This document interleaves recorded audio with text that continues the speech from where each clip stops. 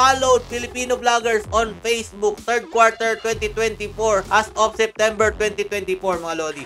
Tapos ito naman si Chooks, nakakatawa yung kanyang Lodi, rason. Sumunod lang daw po siya sa trend kasi ito po yung sikat. Ito po yung naayon sa streaming. Kaya nag-stream din po siya ng online casino.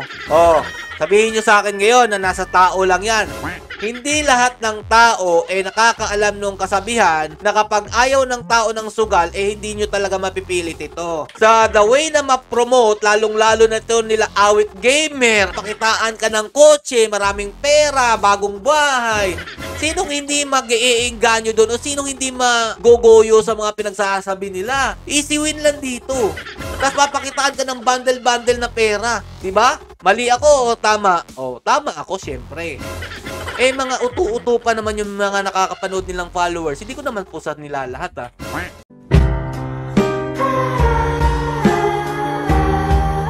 Yo, what's up mga lods? It's Bigay Peps TV. Welcome back po sa ating channel. Kilalanin po natin ang ating mga sikat na mga vloggers na hindi daw po nagpo-promote ng online casino. Ayan po, kilala nyo naman po siguro ito, mga sikat po ito. Ayon po kasi sa post ni Dr. Richard and Erica Mata, mga Lodi, galing daw po itong source na to kay Pinoy History. At ito po mga Lodi, no? Salamat PH for your stand against gambling. This will help in preventing vloggers to promote it. Salute. Ayan po mga Lodi. Yan po ang post ni Idol Dr. Richard Mata, mga Lodi, no? Nangunguna po yan si Madam Ivana na may 23 million followers po. Si Niana Guerrero, yung dancer po, 23 rin po mga Lodi ang kanyang followers, 23 million. And si Doc Willie Ong, 17 million. Si Chef Allen Gervin, kilala po natin na magkakapatid po ito mga Lodi, 16 million. Si Donalyn, 16 million. Si Rance Kyle, yung kapatid po ni Niana, ayan po, may 13. Naungusan pala ni Niana si Rance mga Lodi, no? Ayan po mga Lodi. Si Zainab, meron pong 13 million. Followers po yan mga idol. Si Alex Gonzaga Official, 11 million. Si Team Katagumpay, meron pong 10 million. Si Vin FPV o si Kabugok mga idol may 10 million. Bartolo Brothers 9 million. Si Sats na Laparan 8 million mahigit mga Lodi. Kamangyan 8 million mahigit din po. Si King Lux na may 8 billion din po mga Lodi.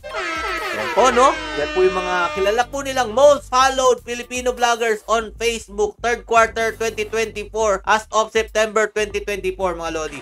Ayun po yan sa Pinoy History na nirepost lang po ni Dr. Richard and Erica Mata. Pero meron lang po tayo napansin dito mga idol, no? Kasi kung sasabihin po ni Doc Richard na wala po silang kaugnay sa pagpopromote ng online casino, parang may mali po dito. Baka hindi lang po nakita ni Dr. Mata. Kasi mga Lodi, eto si Kabugok, tinalakay ko ito na nag-promote din po sila. Yung time pa yun mga Lodi, Philboss pa yata yun kung hindi ako nagkakamali. Tapos ito si King Lux, inamin niya rin. Kaya siya nag-promote, kailangan daw po niya ng pondo para daw po pamigay daw po yata sa kanya mga Piruin mo mga Lodi, no? Nagpa-poverty porn content siya. Tapos kailangan niya pa mag-promote ng online casino. Yun, marami nagalit sa atin kasi daw, ba't ko pinupuna? Tumutulong naman.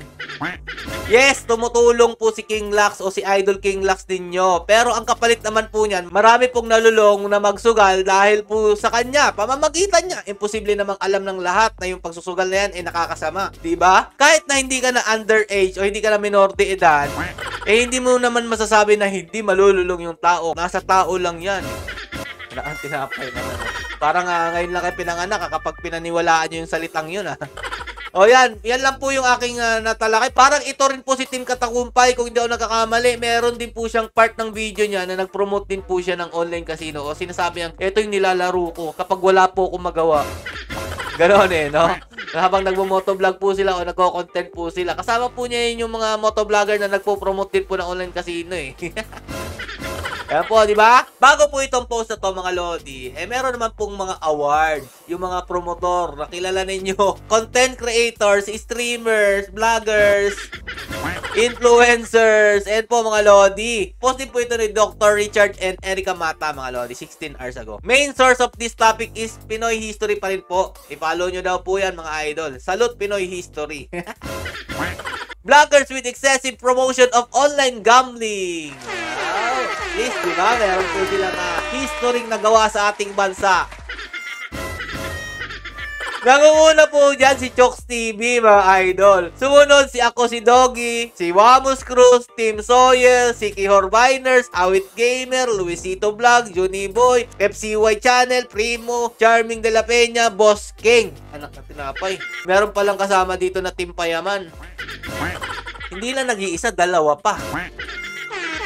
Tapos sa babae naman po, Vloggers Minimal Promote Online Gambling. O hindi na po masyado nagpo-promote. Kumbaga sa trip-trip lang nila. Antoinette Gale, syempre nangunguna dyan. Dahil nandyan po si Wamus. Syempre, kung ano yung nandun sa bahay nila, ganun din po yung gagawin ng mga nasa loob nun. Miss Jen Bilog, Bench TV, mga idol. Yan po sila, mga lord. Ayun pa kasi sa Pinoy history, these are 15 vloggers with a huge numbers of followers and they certainly promote online gambling officially on their Facebook pages. But the decision is not always up to the vloggers. But for the person who wants to participate in an online gambling, the post is not intended to offend vloggers, but to remind us that excesses are not good. Tama naman din po yung kanyang sinabi dito. Ang sobra po ay nakakasama. Hindi naman po dapat maging gahaman sa pera. Hindi po ninyo pwedeng irason. Porket nagipit kayo, kailangan nyo nang isugal ang kapakanan ng mga followers ninyo. Gaya nung reason ni Ako si Doggy. Kasi daw po, nakulangan daw po siya sa budget na, alam yun, about sa money para wala po siyang mabitawang team. Imbis na bitawan niya yung team niya, kahit na nauubusan na daw po sila ng budget dyan sa kaka-ML nila, pinatos niya po yung offer sa kanya na mag-promote ng online casino. Kapalit po nun, matutustusan niya po yung team na hinahawakan niya. Hindi niya po mabibitawan. Ilan po ba yung team nyo, Sir Doggy? Sige, pagpalagay na natin nasa 20 katao yung laman ng team na sinasabi mo. Pero yung nasirang buhay naman dahil napakarami yung followers dyan, hindi matutumbasan ng iyong hinahangad na mahawakan yung 10 o 20 na nilalaman ng team na sinasabi mo. Tapos ito naman si Chooks, nakakatawa yung kanyang Lodi, rason kung bakit siya napilitan o napilitan ba o talagang gusto niya talaga. Dahil daw mga idol, sumunod lang daw po siya sa trend. Kasi ito po yung sikat. Ito po yung naayon sa streaming. Kaya nag-stream din po siya ng online casino. Tapos, biruin nyo hindi daw po siya pinilit dito. Parang ganun yung dating Pero ang laman agad ng kanyang ng kanyang account, meron po yatang 100,000 o 500,000 o 50,000 yung unang cash in niya. Hindi ko na po matandaan, pero ang nakakatawa po doon mga idol, hindi naman daw po niya iniinganyo ang mga followers niya na maglaro nun. Pero panay po siya live stream mga idol. Paano kapag nakita nilang pumaldo ka, kunyari, tapos iisipin nung wala pang kaalam-alam sa buhay ng sugarol na eto rin po pala magpapabago ng kanilang buhay kagaya ng ginagawa ni Chokes TV. Sabihin nyo sa akin ngayon na nasa tao lang yan. Hindi lahat ng tao nakakaalam nung kasabihan na kapag ayaw ng tao ng sugal, hindi nyo talaga mapipilit ito. Sa the way na ma-promote, lalong-lalo na ito nila Awit Gamer, anak na tinapa, yung papakitaan ka ng kotse, maraming pera, bagong bahay. Sinong hindi mag-iinganyo doon o sinong hindi magogoyo sa mga pinagsasabi nila?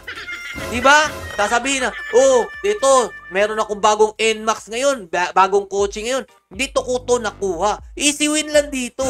Tapos papakitaan ka ng bundle-bundle na pera. Diba? Mali ako o tama? Tama ako, syempre.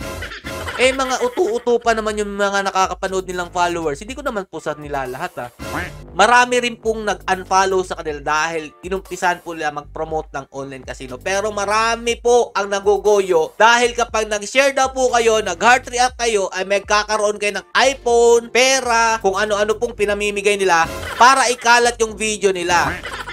Ayan, di ba mga idol? Masaya kayo na nasali kayo dito, mga sikat na influencers, content creator, na mga nagpo-promote ng online casino dito sa ating bansa. Tinagurian kayong napakarami yung followers, pero dapat kayo ang influensya nila Pero ba't ganun? Nag-promote kayo ng online casino. Kulang ba? Kulang pa yung kinikita ninyo sa pagbablog ninyo, sa pagko-content ninyo, kung ano-anong mga endorsement ang natatanggap ninyo para isugal pa ninyo ang kapakanan ng inyong mga followers? Na tinapay, hindi kayo nag-iisip. May kulang pa dito mga idol yung iniidolo po ninyo na nag-i-install ng mga PisoNet. Ba't hindi po siya kasali dito? Isali nyo po yun, Pinoy history. Dahil yun talaga ang pinakadelikado. Dahil nagpe-pretend po siya na napakabait-bait niya at talaga naman po nang iingganyo na ganito yung gawin nyo, ganito lang po ang dapat yung gawin. Pero ang totoo niyan, nag-promote siya ng online casino, kaya niya nagawa yun. Matagal na po ako sa pagpipisonit mga idol. Matagal na rin po ako nagbablog. Pero hindi po kayang tumbasan nung pagbablog at nagpagpipisonit yung ginagawa niya kung hindi niya po hinaluan ng online casino yun. Okay? Ayan ha, pinuna ko uli yung inyong mga idol. Sabi ko sa inyo mga lodi, hindi ko pa rin po sila titigilan hanggat meron pa po ako nakikita mga content creators, influencers, streamers na nagpo-promote ng online casino. Hanggang dito na lang po mga idol. Stay safe and God bless you all.